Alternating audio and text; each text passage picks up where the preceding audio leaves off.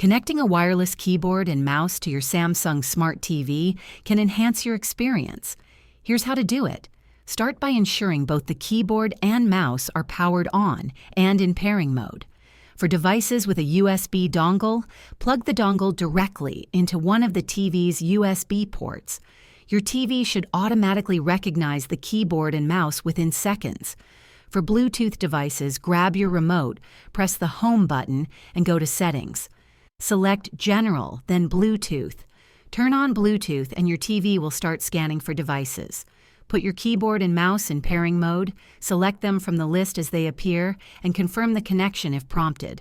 Test the setup by typing or moving the cursor. Note that not all Samsung Smart TVs support Bluetooth keyboards or mice, so check your model's compatibility if issues arise. If this guide helped you, don't forget to like and subscribe for more tips. Thanks for watching.